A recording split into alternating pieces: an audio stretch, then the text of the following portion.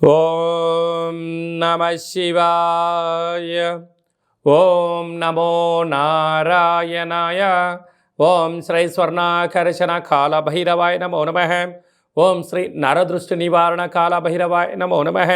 నమస్తే అస్తు భగవన్ విశ్వేశ్వరాయ మహాదేవాయ త్రయంబకాయ త్రిపురాంతకాయ త్రికాగ్నికాలాయ కాలాగ్నిరుద్రాయ నీలకంఠాయ మృత్యుంజయాయ సర్వేశ్వరాయ సదాశివాయ శ్రీమన్మన్మహాదేవాయ నమో నమః. హరి ఓం. మా ఛానల్కి స్వాగతం. చూస్తున్న వీక్షకులకు ప్రేక్షకులకు ప్రియ కాళభైరవ భగవద్బంధులకి స్వాగతం పలుకుతూ మమ్మల్ని ఎంతగానో ఆదరిస్తూ ఉండబడినటువంటి ప్రియ సోదరీమణులకు సనాతన ధర్మ సంరక్షకులకి అందరికీ కూడా మహాశివరాత్రి పండగ శుభాకాంక్షలు. మహాదేవుడి యొక్క ఆశీస్సులు అందరిపైన ఉండాలని, అందరినీ చల్లగా ఆశీర్వదించాలని, నిండు నూరేళ్ల ఆయురారోగ్యాలకు అందరికీ ప్రసాదించాలని, జాతక చక్రంలో ఉండబడిన గ్రహ గమనాలు దోషాలు తొలగిపోయి ఎవరైతే ఏదైతే కోరుకుంటున్నారో అన్నింటా విజయాన్ని సాధించేటువంటి ఆశీర్వచనాన్ని భగవంతుడు అందరికీ ప్రసాదించాలని మనసారా కోరుకుందాం. 1-3-2024 నుండి 15-3-2024 వరకు పుట్టినటువంటి వారందరికీ కూడా ముందస్తుగా జన్మదిన శుభాకాంక్షలు. గతంలో వివాహం చేసుకున్న వారికి వివాహ వార్షికోత్సవ శుభాకాంక్షలు. ద్వాదశ రాశుల్లో గ్రహ గమనాల్ని ఒకసారి వీక్షింపచేద్దాం. మేషరాశిలో గురు సంచార స్థితి, కన్యరాశిలో కేతు సంచార స్థితి, మకర రాశిలో కుజుడు మరియు శుక్ర సంచార స్థితి, కుంభరాశిలో రవి బుధాదిత్య రాజయోగము మరియు శనేశ్వర స్వామివారి యొక్క సంచార స్థితి. ఏడాది తర్వాత రవి భగవానుడు కుంభరాశిలో సంచారము, 30 సంవత్సరాల తర్వాత శని భగవాని చేత రవి తన స్వక్షేత్రమైనటువంటి శని భగవాన్తో కలిసి సంచారం చేయడము ఇది ఒక యోగదాయకం అని చెప్పి గమనించగలగాలి. అలాగనే మీనరాశిలో రాహు సంచార స్థితితో ద్వాదశ రాశుల్లో గ్రహ గమనాలు ఈ విధంగా ఉన్నాయి. 8వ తారీఖున బుధ భగవానుడు మీనరాశిలోకి సంచారము, 9వ తారీఖున శుక్ర భగవానుడు కుంభరాశిలోకి సంచార స్థితి, 15వ తారీఖున రవి భగవానుడు మీనరాశిలోకి సంచార స్థితితో ద్వాదశ రాశుల్లో గ్రహ గమనాలు ఈ విధంగా ఉన్నాయి. మేషరాశి వారికి ఎలా ఉండబోతుందో ఈ వీడియోలో సవివరంగా సంపూర్ణంగా తెలుసుకుందాం. మహాశివరాత్రి సందర్భంగా, ఆదివారం అమావాస్య సందర్భంగా, కాళభైరవాష్టమి సందర్భంగా ఈ మేషరాశి వారు ఎలాంటి విధి విధానాలు పాటించాలో తెలుసుకుందాం. మేషరాశిలో ఏ నక్షత్రాలు వస్తాయనగా అశ్విని నక్షత్రంలోని 4 పాదాలు, భరణి నక్షత్రంలో 4 పాదాలు, కృతికా నక్షత్రంలో 1 పాదం కలిపితే మేషరాశి. చాలామందికి డేటా ఆఫ్ బర్త్లో లేనటువంటి వారికి పేరు యొక్క మొదటి అక్షరాన్ని అనుసరిస్తూ ఆ రాశిని తెలుసుకునే ప్రయత్నం ఏదో తెలియజేద్దాం. చు, చే, చో, లా, లి, లు, లే, లో, ఆ అక్షరాల వారందరూ మేషరాశి జాతకులే. మేషరాశి యొక్క అధిపతి కుజుడు. అలాగనే వీరికి వ్యయంలో రాహు సంచార స్థితి ఉండడం వలన చిన్న చిన్న విషయాలకు ఆందోళన కలగకూడదు. వీరు ఎదిగే కొద్దీ ఒదిగి ఉండగలగాలి. శత్రు అధికంగా ఉంటారు కనుక ఈ మహాశివరాత్రి సందర్భంగా నవధాన్యములను నానపెట్టి మహాదేవుడికి ఎర్రటి కుంకుమతో జలంతో కలిగిన నీటితో అభిషేకం చేయించి ఆ తదనంతరం ఈ యొక్క నవధాన్యాలను తీసుకొని వెళ్ళి గోమాతకు దానం చేయడం వలన, ప్రవహించే నీటిలో సమర్పించడం వలన పశుపక్షాదులు తిని వీరికి పైన ఉండబడిన నరదృష్టి శత్రు ప్రభావం తొలగిపోతుందని చెప్పి గమనించాలి. అందులో ఈసారి ఆదివారం అమావాస్య సందర్భంగా ఎర్రటి మందారాలతో కాళభైరుడికి స్మరణ చేయడం, పూజ చేయడం, అలాగే తెల్ల జిల్లేడు వృక్షం దగ్గర ఎర్రటి పుష్పాల చేత వీరికి అర్చన దీపాన్ని పెట్టి 7 ప్రదక్షిణలు చేసి రాగలిగి ఇంటికి వాహనాలకి ఇంటి యజమానికి ఒక ఎర్రటి గుమ్మడికాయను దిష్టి తీసి పగలగొట్టడం వల్ల యంత్ర మంత్ర తంత్ర పరతంత్ర తాంత్రికపరమైనటువంటి నరదృశ్య దోషాలు తొలగిపోయి మహాదేవుడి యొక్క ఆశీస్సులు కలిగి అద్భుతమైన ఐశ్వర్య జీవితం వీరి సొంతమవుతుంది. అలాగే సాఫ్ట్వేర్ ఉద్యోగస్తులు, హార్డ్వేర్ ఉద్యోగస్తులు, స్వయం వృత్తుల వాళ్ళు, సేవా రంగాల వాళ్ళు, వ్యవసాయ సోదరీమణులకు కొద్దిపాటి ఎర్రటి తిలకాన్ని బొట్టుగా ధరించడం వలన ఈ దోషం తొలగిపోతుందని చెప్పి గమనించాలి. మార్చి 1వ తారీఖు నుండి 15వ తారీఖు వరకు ముఖ్యమైనటువంటి పండుగల గురించి క్లుప్తంగా సవివరంగా సంపూర్ణంగా తెలుసుకుందాం. 4వ తారీఖున సోమవారం బహుళాష్టమి సందర్భంగా అచితాంగ కాళభైరవ స్వామి స్మరణ, ధ్యానము, కుష్మాండ దీపము, సౌభాగ్య ముడుపు కట్టడం వల్ల సకల అష్టకష్టాలు తొలగిపోతాయని చెప్పి గమనించగలగాలి.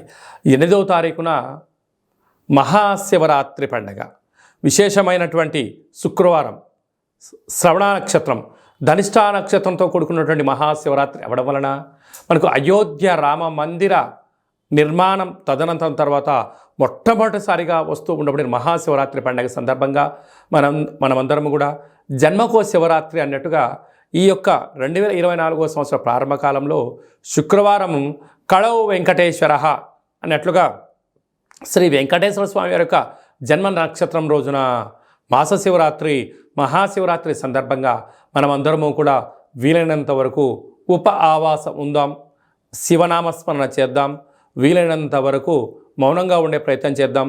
ఆ ఆది మహాదేవుడి యొక్క ఆశీస్సులు పొందుదాం. అలాగా మీకు కుదిరితే మీ దగ్గర ఉండబడిన శివాలయాల్లో అభిషేకం చేసుకోండి.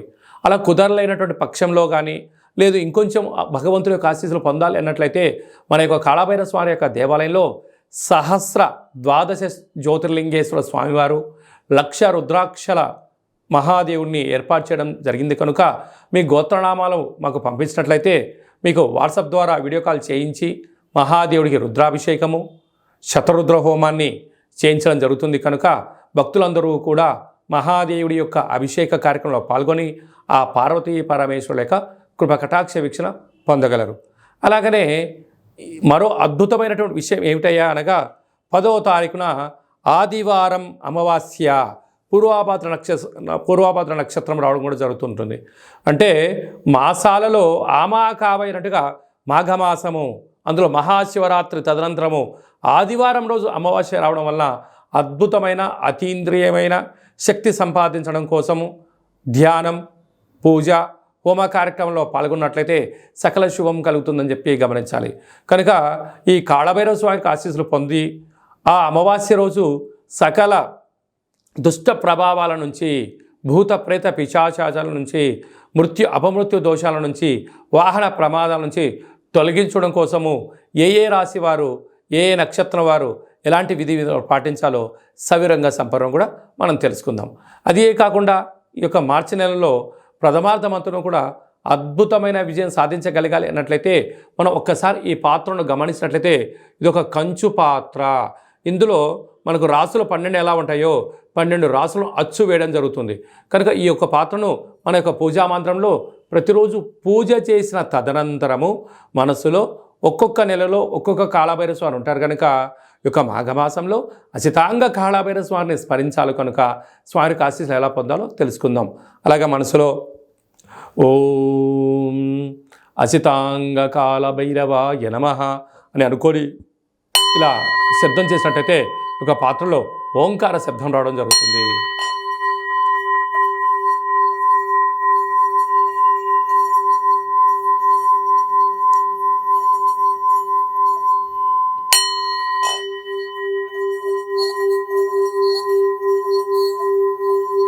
ఈ శబ్ద తరంగాల ద్వారా గృహంలో మనకు ఉండబడినటువంటి దరిద్ర దేవత బయటికి వెళ్ళిపోయి బయట ఉండబడినటువంటి లక్ష్మీమాత మన గృహానికి వస్తుందని చెప్పి కూడా గమనించగలగాలి.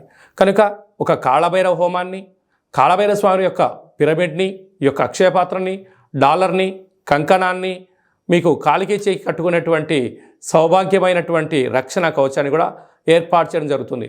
ఆసక్తి గలవారు ఈ కింది నెంబర్ని సంప్రదించి అక్షయ పాత్రను సొంతం చేసుకుందాం, అష్ట కష్టాలకు దూరంగా ఉందాం, అష్టైశ్వర్యానికి స్వాగతం పలుకుతామని చెప్పి గమనించాలి. అలాగే మీ యొక్క వ్యక్తిగత జాతకం తెలుసుకోవాలనుకుంటున్నారా? మీరు పుట్టినటువంటి తేదీ, నెల, సంవత్సరం, సమయం, మీరు పేరు, మీరు ఏ వృత్తి చేస్తున్నారో రాసి మీరు వాట్సాప్ పంపించగలిగినట్లయితే సంపూర్ణమైనటువంటి 100 సంవత్సరాల జాతకాన్ని రాసి పంపించి పుట్టినప్పుడు గ్రహ గమనాలు ఎలా ఉన్నాయి, ప్రస్తుతం ఎలా ఉన్నాయి, రాబోయే కాలం ఎలా ఉండబోతున్నాయో సవివరంగా సంపూర్ణంగా కూడా మీకు తెలియజేయడం జరుగుతుంది. చాలామందికి డేటా ఆఫ్ బర్త్లు లేనటువంటి వారికి మీ పేరు యొక్క మొదటి అక్షరాన్ని అనుసరిస్తూ కాళభైరవ ఉపాసన చేత, రమణ శాస్త్రం ద్వారా, గవ్వల ద్వారా మీకు జ్యోతిష్యం తెలియజేస్తూ భూత భవిష్యత్ ఉత్తమాలను కూడా తెలియజేయడం జరుగుతుంది.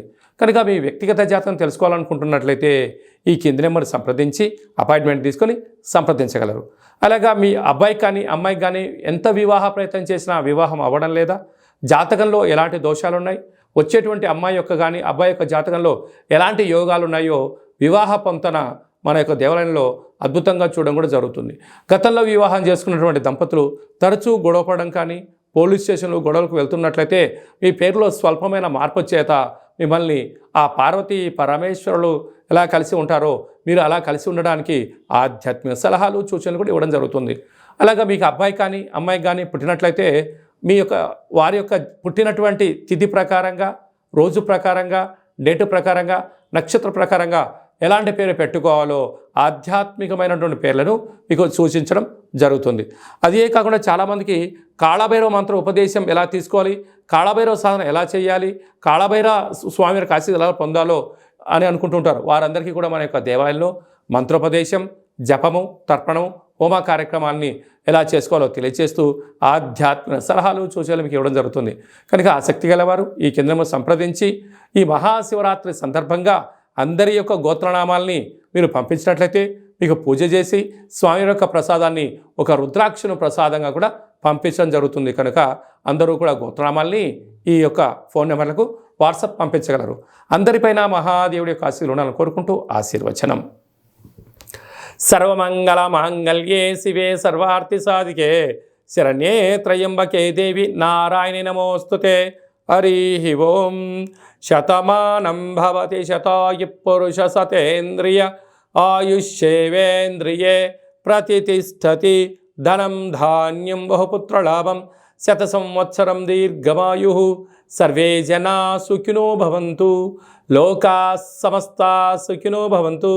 సర్వం శివార్పణమస్తు. ఈ వీడియో మీకు నచ్చినట్టయితే లైక్ చేయండి, షేర్ చేయండి. మేము చేస్తున్న వీడియోలో మీకు ముందస్తుగా నోటిఫికేషన్ రావాలి అన్నట్టయితే సబ్స్క్రైబ్ చేసుకొని గంట బటన్ కూడా ప్రెస్ చేసి ఆల్ అనే బటన్ కూడా తెలియచేయండి.